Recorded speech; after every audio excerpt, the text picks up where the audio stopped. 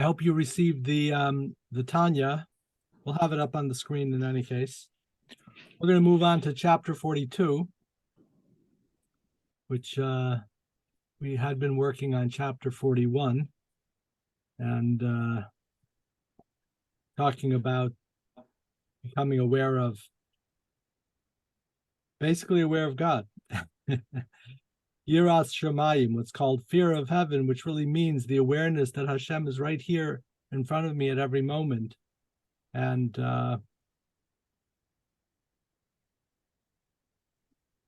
how we would act if we felt that Hashem is right here watching me right now. And that's, it's a very basic component of Judaism. Yiras Shamayim. Please. Yeah, I always wondered why they translate Yiras Shamayim as fear of God. It really is awe of God, because fear is pachad. Mm. Yeah. Fear sounds a little scary.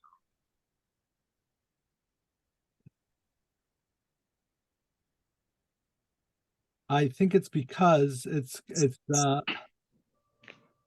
similar to the idea of as I use the analogy, and although this is very, how shall we put it? It seems juvenile, but it's very real and effective. Like and I think of it as how we start driving when we see a police officer, right behind us. Our whole sense of how we're driving is, on a little bit of a different level. And this is with a human police officer, and we were driving okay anyway, right? And so is there a level of fear? There is a level of fear, but not really of being afraid. I like the idea of awareness.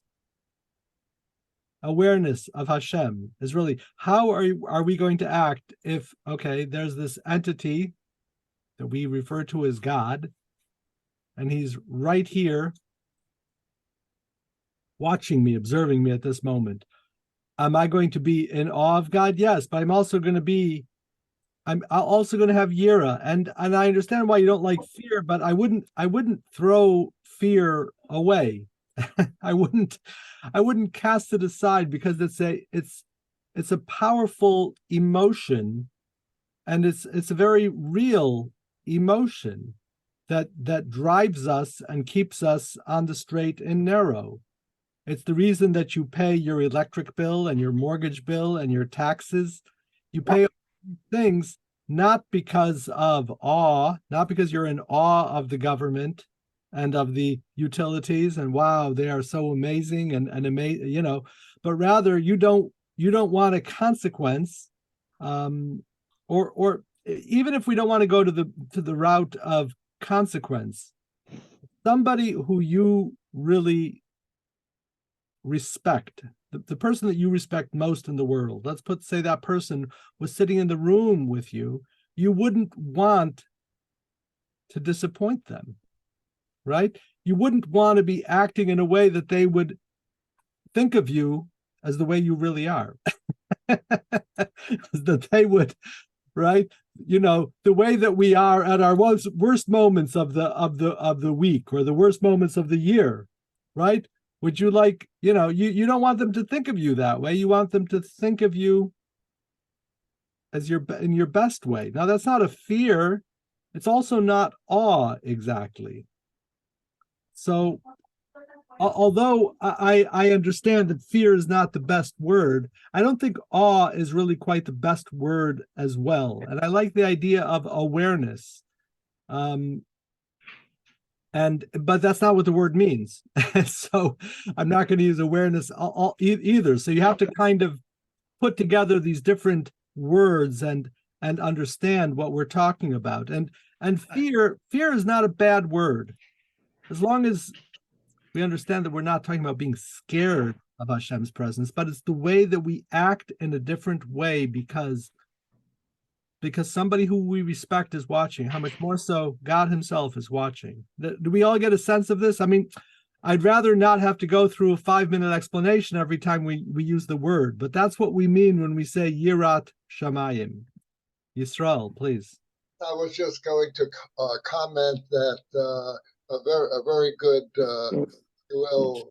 analogy or metaphor is if you're sitting in your cubicle at work, working at your computer, and your boss comes in and spends every hour of the day with you and letting you do your work, but he's there, his presence is there, but that does have an effect on how you approach your work. Yeah. Yeah. Can I? Ben-Zion was raising his hand literally. Yeah. Anna, please. So Ben-Zion. We just repeated in our yeah. Ben-Zion I think he was raising. Oh, I'm sorry. Sure. Yeah, I had my hand up. Absolutely. I wanted to say Yirah might not be necessarily the fear of God. It's the fear of not being nice enough to God or not giving him enough honor. So in other words, it's a fear of ourselves being wrong, not the fear of God. That's what Yirah means, That's not the simple meaning of the word would be, fear of Yirat. Yeah. Shamayim, the simple meaning is the closest one is fear, but right. But I feel sometimes that it's my fear that I'm not doing enough. Okay, but I don't know that's a good point. I don't know that I would quite call that Yirat Shamayim. It's not a translation of it. Yeah. Right. And please.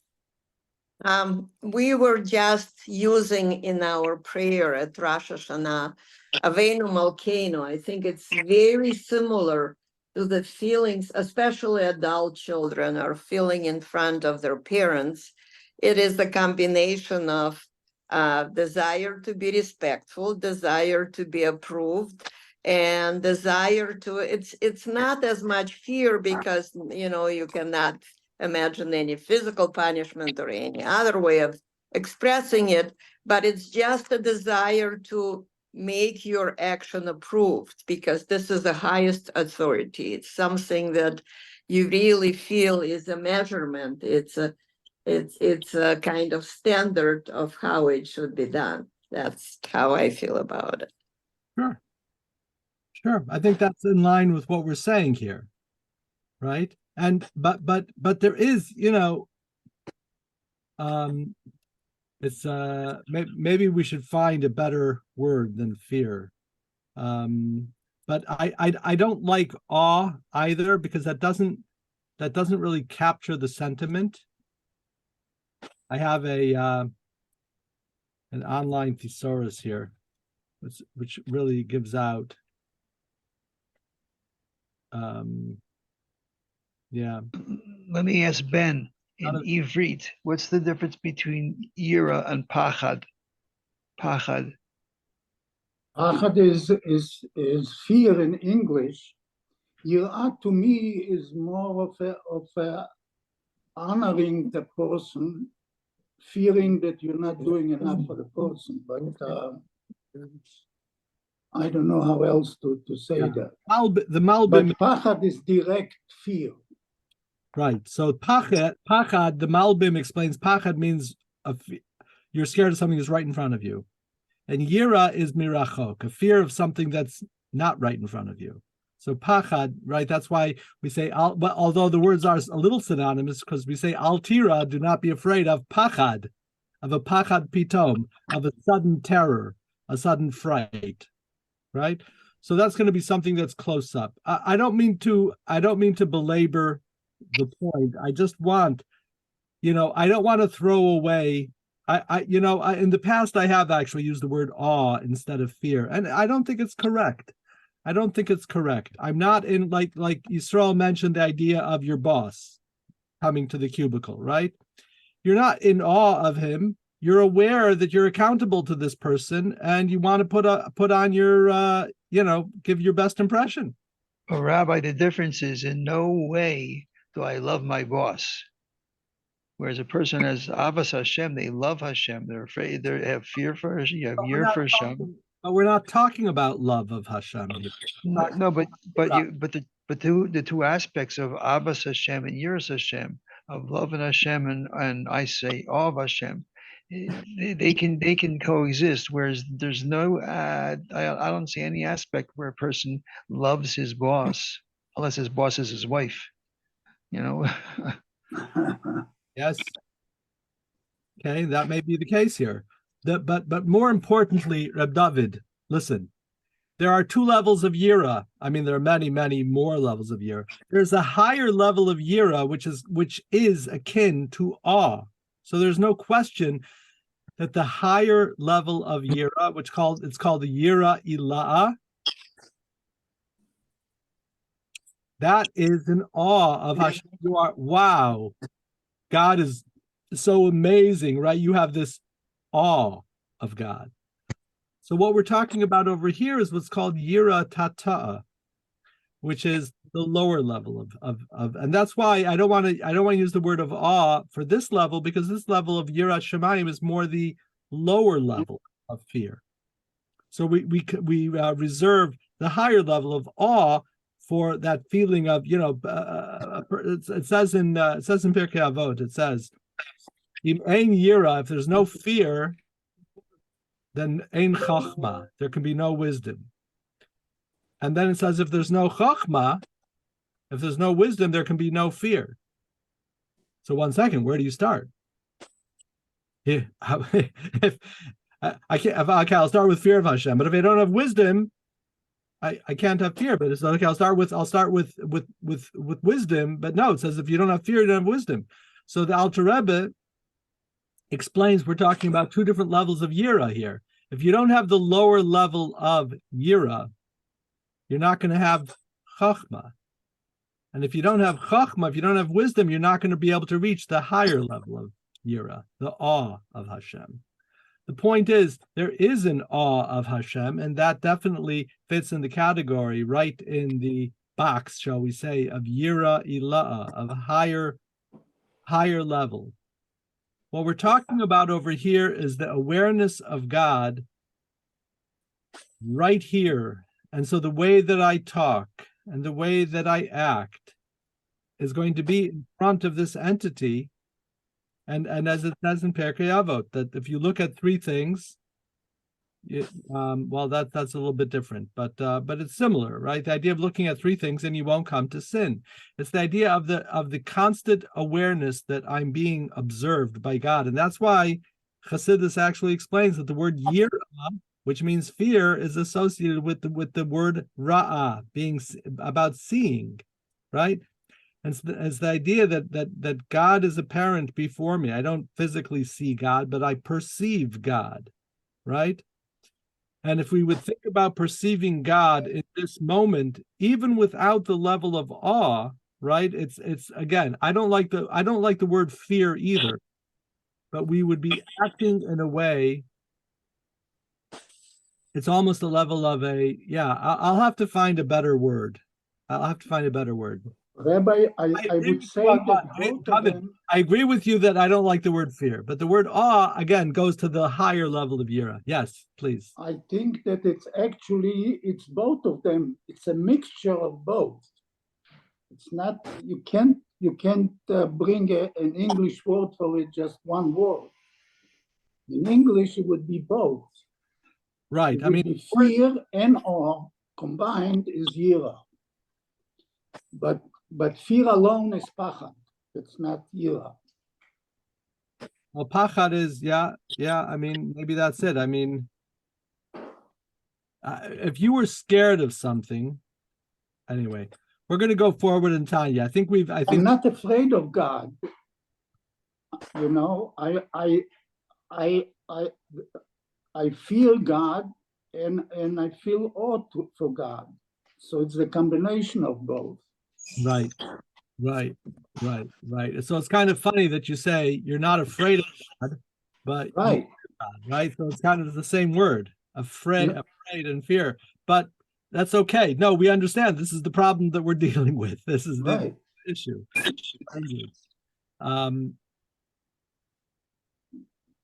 Yeah. All right. Let's go forward to chapter 42. In chapter 42, we're going to get again, we're going to repeat this idea, this notion of making Hashem upfront and real to us.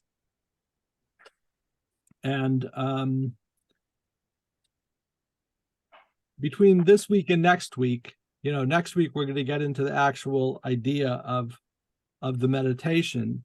This week is more the setup, and the Alter Rebbe is going to we're going to get to this through realizing our connection to Moshe Rabbeinu, that every Jewish person has a direct link to Moshe Rabbeinu, and the Zohar refers to the 7 shepherds of the Jewish people. What is the idea of a shepherd? The idea of a shepherd is that it takes its sheep to graze, and it feeds them, it nourishes them with what they need physically. And so the shepherds that we're going to be referring to over here are the ones that take the Jewish people to nourish them with their spiritual needs, right? To nourish them with emunah, with faith in Hashem. And there is an actual connection that our soul has with the soul of Moshe, because it is right now nourishing us. And we're going to go into that explanation, then another explanation, and we're going to get into it. Let's jump into the chapter here. Just 1 second, and I hope you received it. 1 second. Let me open it up.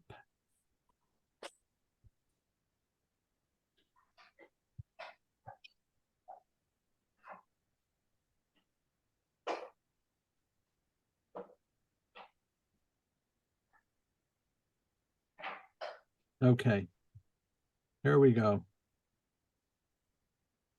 So Tanya, this is chapter 42 in Tanya.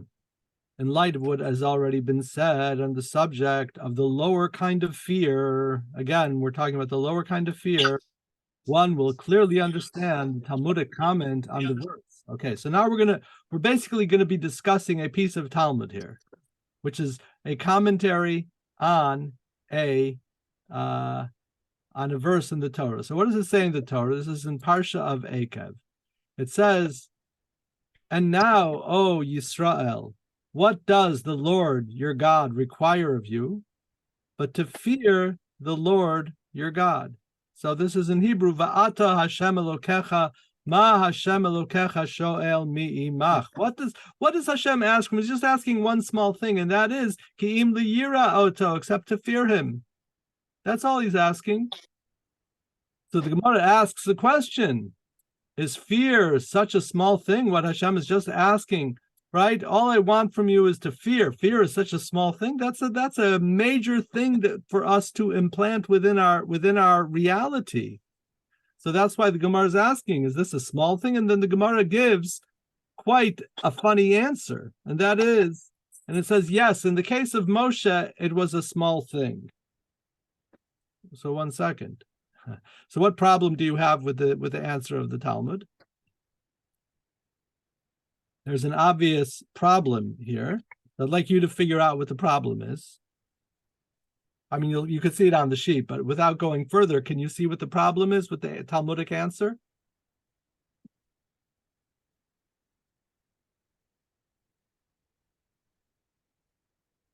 So for Moshe, was fear of God a small thing? Yes. Okay. But what did the verse... Go ahead. Just to backtrack a bit, not to digress any further, but I just happened to see in one of my slurs that the idea instead of fear or an awesomeness is reverence. So maybe that's a better term that will make people comfortable. I hear you. I'm not quite there yet, but we're going to go forward. It's a good word, but we're going to go forward. That's all right.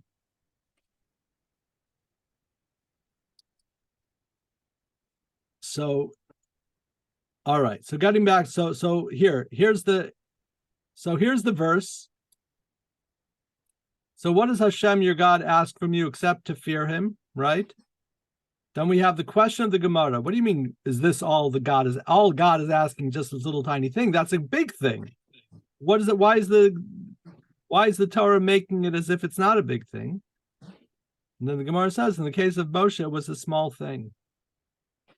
How does that answer the question? So I'm sorry.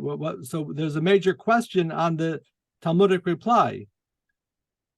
Do you see what the problem is? In the case of Moshe, it was a small thing. But who are we asking to fear? Who are we asking to fear God? We're saying now Israel. We want Israel. We want the Jewish people to fear God. So how can we respond back? Oh, for Moshe, it wasn't just such a big deal. But we're not talking about Moshe. We're talking about the Jewish people. That's a partial answer, Moshe. Yeah, or a non-answer even. And as the Alter Rebbe now articulates this question, so at first glance the answer is incomprehensible. For it's written, what does the Lord require of you? Right? Of you, and the beginning of the verse was Yisrael, not of Moshe. So how is it giving an answer? Well, for Moshe it was small. So here's the explanation, and this is the, so to speak, the proof text that the Alter Rebbe goes to show that the way that it is with Moshe is going to be the way that it can be with us, because we have a level of Moshe in our potential, to put it in small words. But let's see it in the words of the Alter Rebbe. Each and every soul of the house of Israel contains within it something of the quality of our teacher Moshe Alav Hashalom, peace unto him. Why? For he is one of the 7 shepherds who cause vitality and godliness to flow to the community of Jewish souls. And for that reason, they're called shepherds, because they're nourishing us with this divine sustenance. So in other words, there is the soul connection. So you have the souls of Israel, and all of the souls of Israel have this connection to Moshe. Now, when we feel, in other words, when we feel that we have, or when we do have that Yirat Shamayim, and we have that sense of God's presence, right, and we act in that way, that's actually a spiritual flow that is coming, nourishing our soul, and that's what is allowing us to feel that reality. Now, what about the people who don't feel it? Or me, myself, I must say, there are times when I don't feel that. There's times when I don't feel the Yirat Shamayim. I might even, let's put it this way, if a Jew is feeling the presence of God right here, right now, is it possible, are they able to sin? No. I would challenge you to try it, but that would be the right thing to do, right? Think about Hashem is right here watching me right now. You can't sin. The only way we can sin is by pushing that idea out of our mind. Okay? And there are many analogies for this. You could have a husband and wife who are in a fight, in an argument, which is normal, somewhat normal, right? You can't be thinking about your love of your spouse while you're fighting with them. If you would think about how much you love them, you wouldn't be able to fight with them. So what do you do with that love? Because it's there. You have to push it out of your mind. You have to push it out of your reality, and that's going to enable you to continue your little fight. So this is so we have these emotions, and we consciously and mostly subconsciously push things out of our reality. And what Chassidus is doing for us is it's allowing us to reverse this. It allows us to say, you know what? I don't have to push this out of my reality, because the reality is that there is a flow coming from the soul of Moshe to me right now, right here, right now. While we're studying Tanya, in the Tanya classes, it isn't so hard. But now after the Tanya class, right? to remember this and to recall this, that this is a reality of our soul. And we're not just getting this feeling of having Yirat Shamayim. That's the best description of what it is, Yirat Shamayim. I won't even translate it.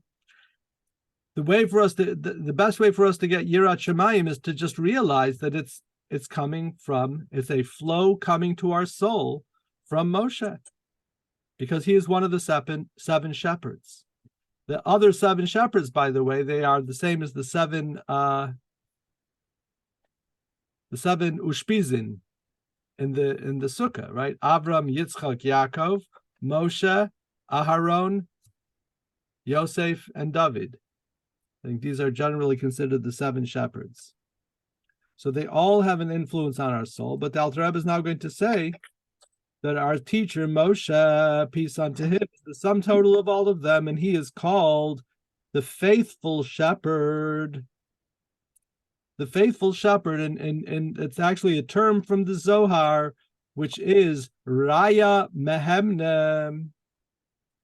So Raya Mehemna, on the one hand, it means he is the he is the faithful shepherd. On the other hand, it means that he is the shepherd of faith itself, that he shepherds us with, not with grass, not with sheep feed, but he shepherds us with what our soul needs, which is Amunah, with faith. So he is a shepherd of faith. You see, in Hebrew, Raya Mehemna could either be a faithful shepherd or it could be a shepherd of faith. Like we studied, we had a whole discourse on this that we discussed a year and a half ago. This means that he brings down the quality. What does that mean? Shepherding us, it means that he brings down the quality of da'at. We're not even going to translate it, to the community of Israel, so that they may know the Lord, each according to the capacity of his or her soul and its root above. Okay, so we're talking here, and this is really what we're talking about over here, is one word, one key word here, and that is da'at. Da'at, again, is another one of those words. We're not going to spend the rest of the class discussing the translation. But one thing I can tell you is it's not knowledge. It's translated as knowledge, but it doesn't do us any good, because how you and I see the word knowledge, that's not what we mean by da'at. Da'at is an internalization of that information so that it becomes not just what we know on a superficial level, but it becomes the really what we know internally.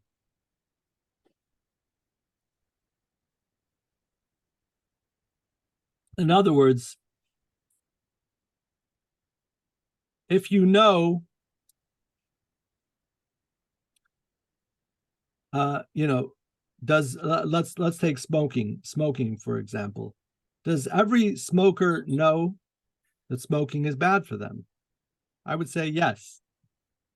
I would say just about every single smoker knows that smoking is bad for them. They know it, but that's not the knowledge that we're talking about. We don't mean knowing. We mean knowing to the degree that you're going to act, that you are compelled to act according to that knowledge. Okay? Somebody says something not nice about your children, you are going to react to that, either, out loud or at least in your mind, you're going to start defending them. That's just natural. The knowledge of your love for your child is your reality. So if someone says something not nice about your kid, you're going to react to that. It's what our internal program accepts as the reality. That's da'at. And thus it's not just the information, but it's the way the information becomes enmeshed with our reality, with the way that we see the world. And thus, as the Alter Rebbe is going to quote, one of the first places, not the first place, one of the first uses of the word da'at in the Torah is an Adam knew Eve. And That was referring to sexual intercourse. That was the connection and the bond where the two became one. What word is used? Da'at. Because that's where something that's separate from me and apart from me, the knowledge and information, it becomes one with who I am. Totally internalized into my reality. That's da'at. And this power of da'at, this is a very big theme in Chassidus, very important to understand this theme of da'at in Chassidus. This theme of da'at in Chassidus is the way that the divine reality becomes my reality, my conscious reality, and so that I act according to it at every moment. So really the source of all of this is da'at.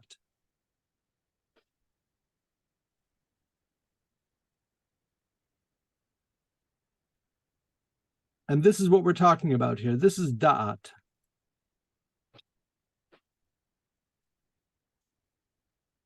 So basically this is what the function of Moshe is as being a spiritual shepherd, is that he brings down the quality of da'at to the community of Israel, that they may know the Lord, each according to the capacity of his soul and its root above.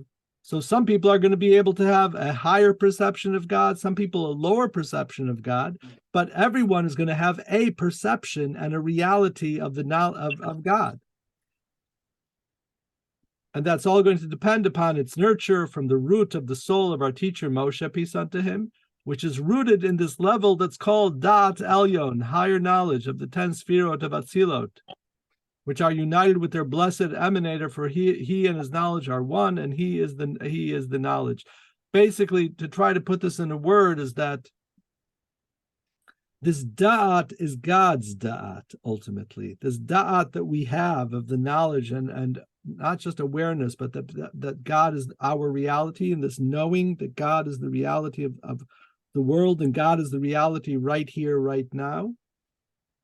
This da'at comes from Hashem's da'at, and Moshe is the, shall we say, the conduit through which our da'at can reach the da'at elyon, the higher knowledge of God's da'at in the 10 holy sfirot of Atzilut. Okay, so this is point number one. So point number one is Years ago. that, let's see. Let me put this into a box here.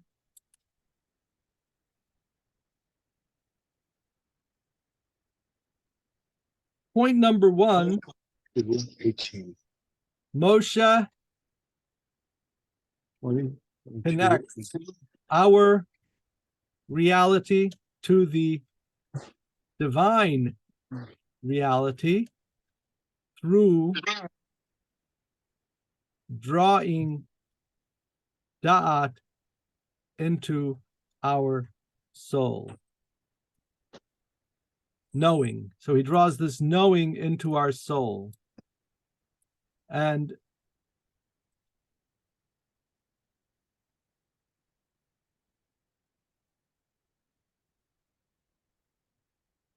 so we know, we can come to know because Moshe draws that capacity into our soul. That's number one. And we're going to see idea number two is going to be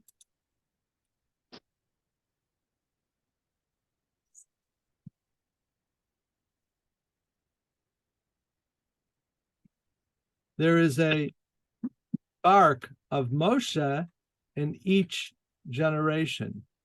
Touched upon this, well, and quite, actually not just touched, we went in quite detail into this idea in the mimer of the Ata Tetzaveh that we did not this past summer, but the summer before. There's a spark of Moshe in each generation.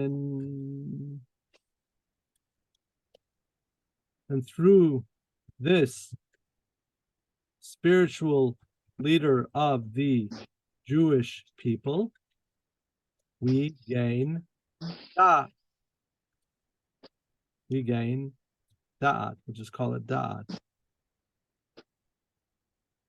So I guess in a certain sense, the first point is that Moshe himself is drawing this down to us. But in addition, the Alter Rebbe now says, and beyond this general influence to the community as a whole, their descent in every generation sparks from the soul of our teacher Moshe, peace unto him, and they clothe themselves in the body and soul of the sages of that generation. And our sages refer to the sages as the Einei Ha'edah, the eyes of the congregation, to impart knowledge to the people that they may know the greatness of God and serve him with heart and soul. For the service of the heart is according to our da'at. In other words, what we feel in our heart is according to what we know in our da'at. That's always going to be the case. Your feeling of your heart is always going to be concomitant with the knowledge that you have. It doesn't mean how smart you are, but it means what you know to be real. And thus it's written in the pasuk, Da et Elokei Avicha, know the God of your father, and serve him with a perfect heart, right? The serving him with a perfect heart is going to depend upon the knowing the God of your father, and with a willing mind. So, do you know people that get very emotional about sports? Sure you do. You might even be one of them. So there are people who don't know about sports, and they certainly don't get emotional about sports, but it's a funny thing, right? So where do people get that emotion from? I mean, they're certainly not born with it, right? It's not taught in school, but somewhere along the lines they picked up, and number one, an appreciation for it, and they started to study it and to know it, to watch the games. Rabbi, can you? There's a lot of noise in the background. Can you mute? Sure. So a person starts watching games, then they get into it, usually through a parent or for their father or through a friend, through a group of friends. And you start getting into that, and then that becomes your reality. Once that becomes your reality, now that's going to affect your emotional pendulum. So when the team is doing great, you're happy. And when the team is doing poorly, you're upset. The person who is not into sports, that's entirely irrelevant. And the fact is, we can all understand that this is all just make-believe, really, right? It's just what we decide to follow or not follow. It's what group you decide to get into in your head, right? It is really, what is our reality? You see, that is the question. Some people, their reality is the garden in their home, and that's what they're going to be taking seriously and putting all of their mind and effort into and all of their emotion into. Some people, it's their children. Some people, it's their family. Some people, it's their community. Some people, it's a show on television. Some people, it's the sports, right? I mean, everyone's going to have their own reality. What do I mean by reality? They don't think that it's actually real. But if it would disappear, they would feel a loss in their heart. If it was not there any longer, they would be devastated.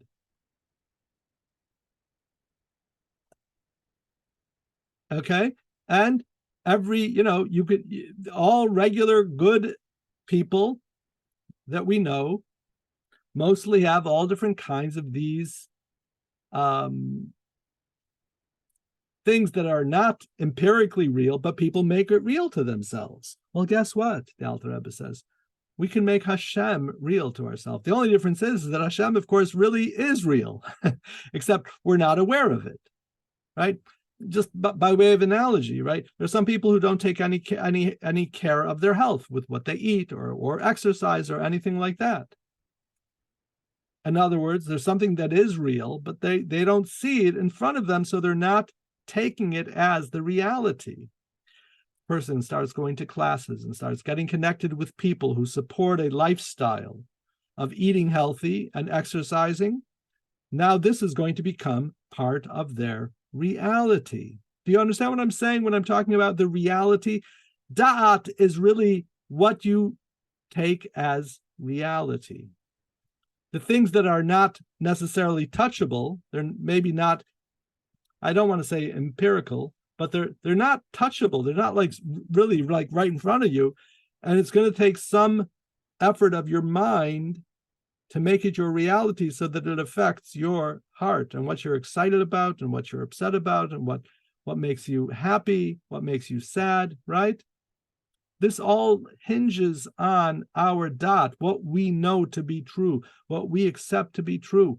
We could, and again, I'm sure many of us here could have all different kinds of things in our mind that we're connected to, where we have that excitement, happiness and sadness based on things that are maybe even a little not so important. That's okay. The point is, the Alter Rebbe is making here is that we can make Hashem the reality in our life, so that the service of our heart, what you put your heart into, all depends upon what you accept as reality, what you know to be true. That's what we mean by da'at. That is exactly. So if it's not having an effect on your emotions, that means that you don't have the da'at. You're not accepting it as real. If you're not loving God on some level, or having a awe, reverence, fear, respect, whatever all of the words you want to use of God on some level, right? That means it's not in your da'at.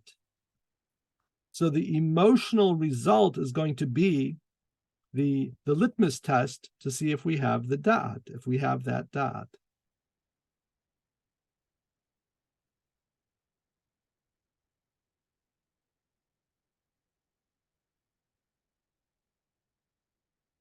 Now, the Rebbe then says, but regard the future messianic era, it's written, they shall teach no more every man his neighbor and every man his brother, saying, know the Lord, for they shall all know me.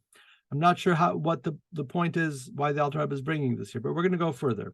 However, the essence of knowledge is not the knowing alone, right? This is what I've been saying, that people should know the greatness of God from authors and books. That's not what we're talking about with knowledge. But the essential thing is to immerse one's mind deeply. Now, so now we have the big question. The big question is, okay, well, you're saying this becomes my reality. I know how to know things. I read it in a book. I didn't know it. Anybody read anything, an interesting fact that they became aware of recently that you didn't realize you weren't aware of? Then you read it in a book and said, look at that. Amazing. Now I know it. But that doesn't have any effect on your emotional palate, right? That's not really what we're talking about. And so the Alter Rebbe is saying, we're not talking about that. We're talking about really taking something seriously, feeling it, that becomes your reality. How do you accomplish that? How do you get there, right? I know how I can know something. So I'm just trying to think. There's so many irrelevant things that I read and become aware of every single day. And it's like, oh, now I know it.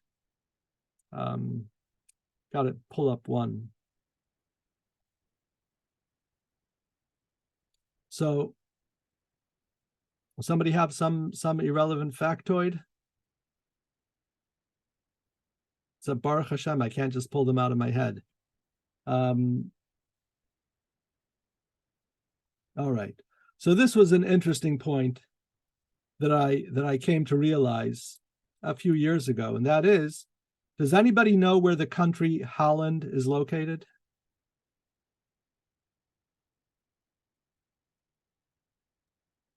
In Europe. That's a good try.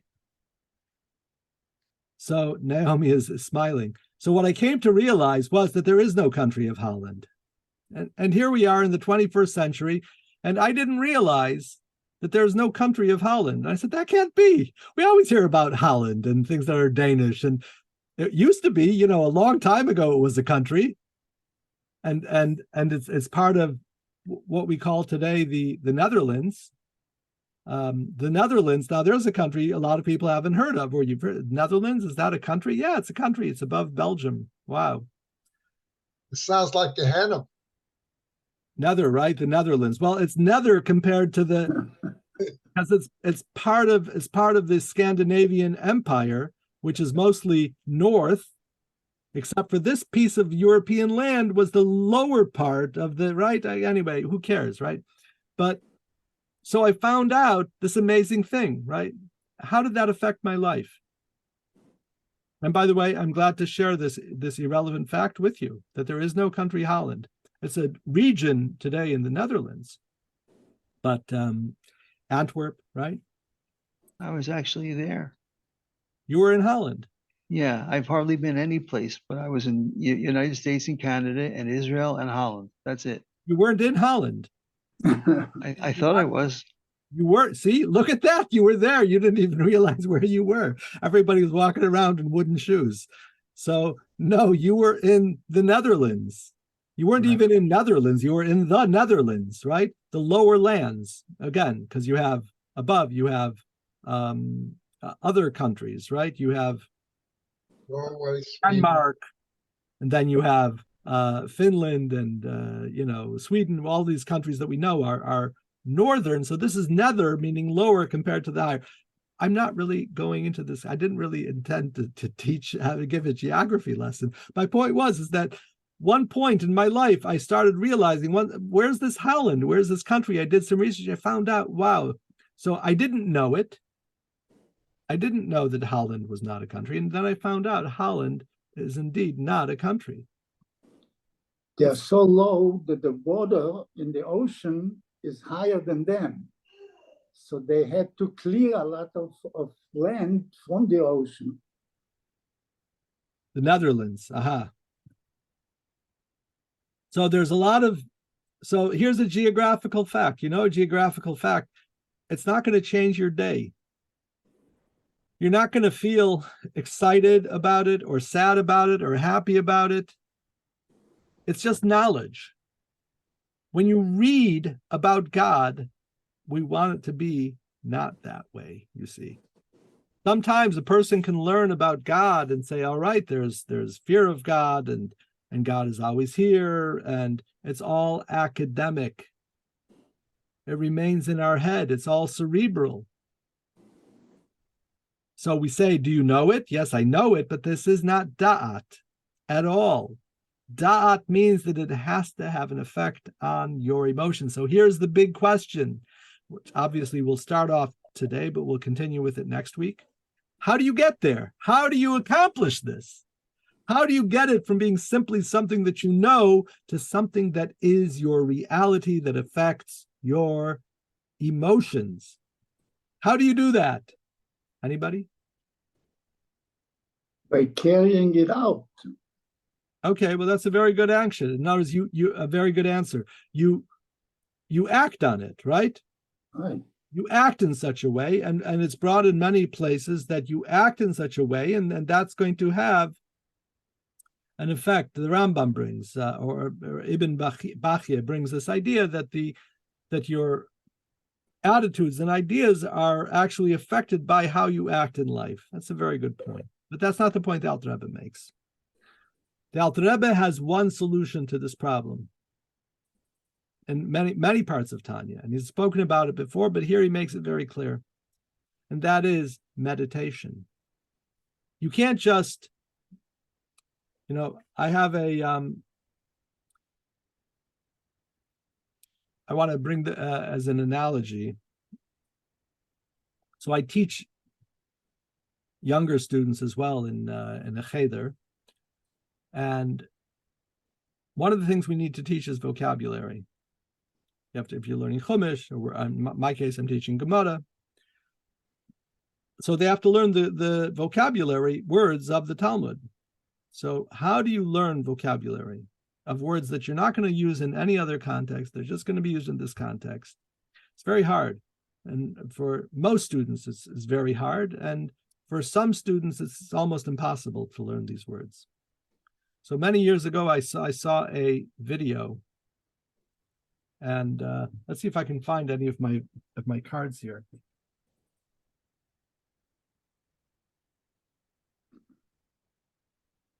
No, I guess I put them away, but basically what I do is I make flashcards. And I make flashcards, and you have the word, and then the translation is on the back, and then the kids can self-study. And I just do a couple, maybe 2 or 3 or 4 words a week, depending. And then after they go through it, so every week we're adding more and more. And after they go through it again. So every single day that I teach them, they're studying these words. The only way for them to get these words that don't seem to be real to them, they have to overlearn it. Overlearn it. To repeat it again and again and again. And once they know it, then you repeat it again and again and again. And once they know it, again and again and again. That's how they gain what we call in education mastery.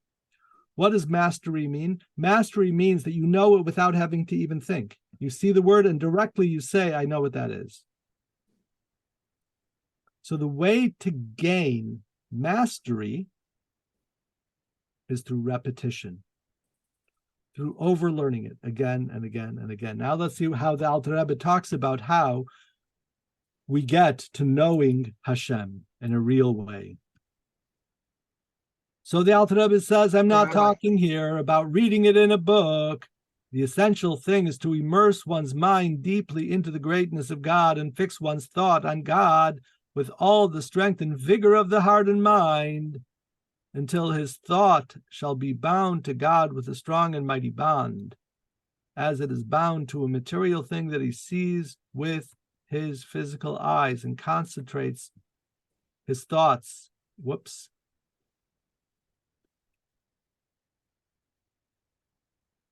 And concentrates his thoughts on it. For it is known that dot connotes union, like we said above, like I said earlier, right? And Adam knew Eve.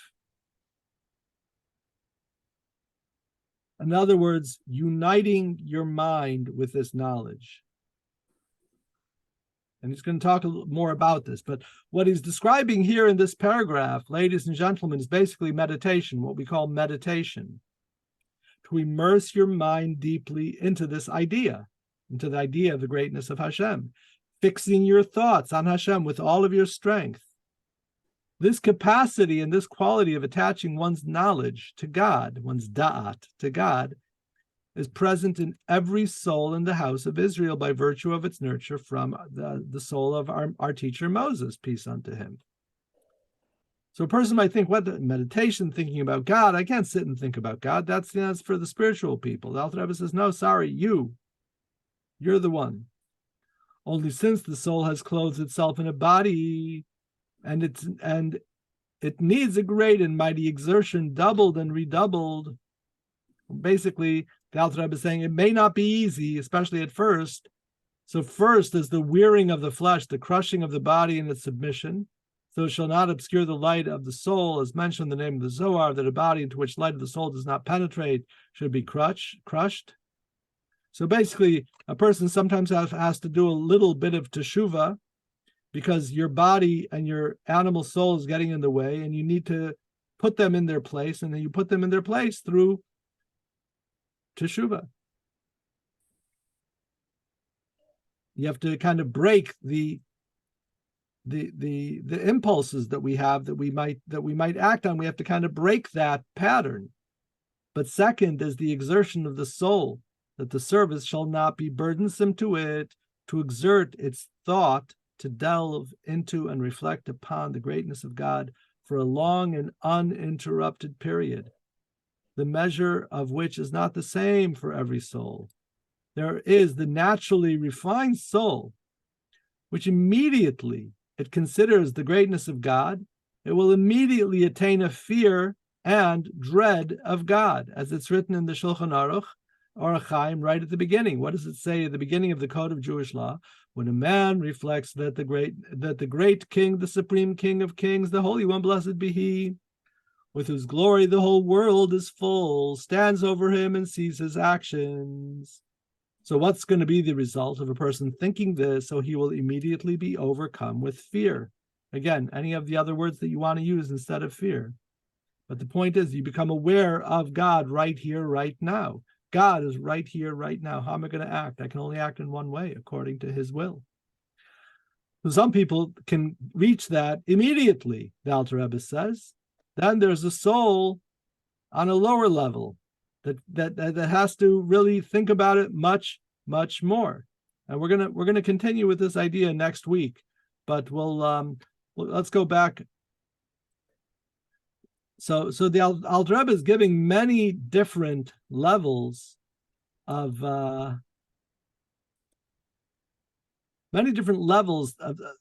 or shall we say, not what's the word I'm looking for?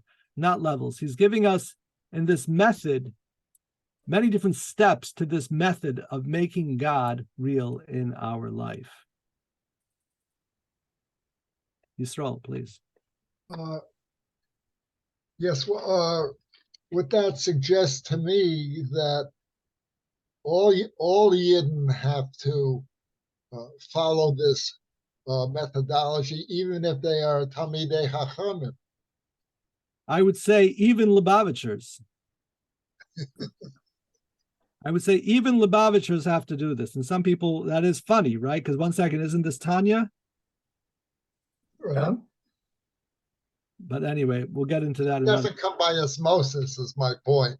It doesn't come, well, he said above, it comes through Moses. I said osmosis. Osmosis, right? It happens through osmosis. That's yeah, we'll have to connect that, the osmosis and Moshe coming to us. But you're right, you have to do it. There's no shortcut to this. And even if you are a great Torah scholar, right? Yeah, absolutely. That's absolutely correct. But even if you're the opposite of a Torah scholar, you still need to do this. And a person might think, well, who am I to do this? The Alter Rebbe is saying anybody can make the presence of God in their life real. I believe I heard a story, or I heard that according to some, that the Beis Hamikdash was destroyed because the focus was on academic learning without full appreciation of commitment to Hashem. That's kind of an interpretation of what's stated in the Talmud. Why was the temple destroyed? This is the first temple. Because they did not bless over the Torah first. That's the statement in the Talmud. And what does that mean? They didn't bless over the Torah first. That's what you're saying. The idea of blessing over the Torah is realizing the sanctity in the Torah, the holiness in the Torah. They were into the study of the Torah, which would be more so the academic, but not into the sanctity of the Torah. But over here, what this whole chapter is going to be talking about, and the Alter Rebbe is again going to give us fodder for thought, and he's going to show us what we can meditate upon. And, the Alter Rebbe talks about meditating for a solid hour. And in our day and age, I think we need to maybe start at a solid, 30 seconds. But the point is that I think we will, in the coming class, hopefully in the coming class, we'll get to the section of we actually are going to have the ideas of what Alter Rebbe gives us more ideas to focus on and to meditate upon. And we'll do this, God willing, next week as we continue in this chapter. So any questions or comments, please? Yeah, sometimes when you do things over and over and over again, it can make a person sensitized, and sometimes it can make a person desensitized. But that's true. Talking about saying that's true if you're talking about, but if you're talking about thinking, actually contemplating an idea. So I have the practice of meditating, particularly on chapter 41 in Tanya, where I think in my mind the first and most primary things that a person has. And I don't say the words, I don't sing a song, I don't hum a tune. I actually contemplate this idea in my mind. There's a lot of background noise, Rabbi.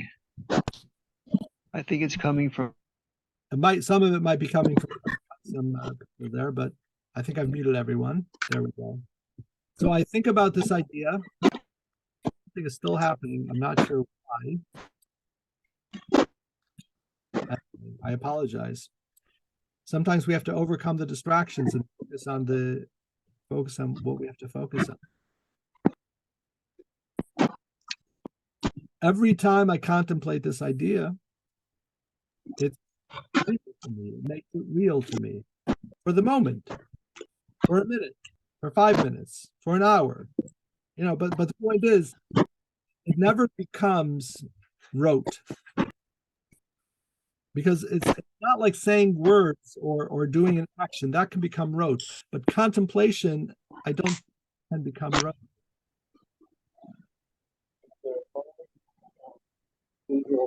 That's why we are so afraid of it.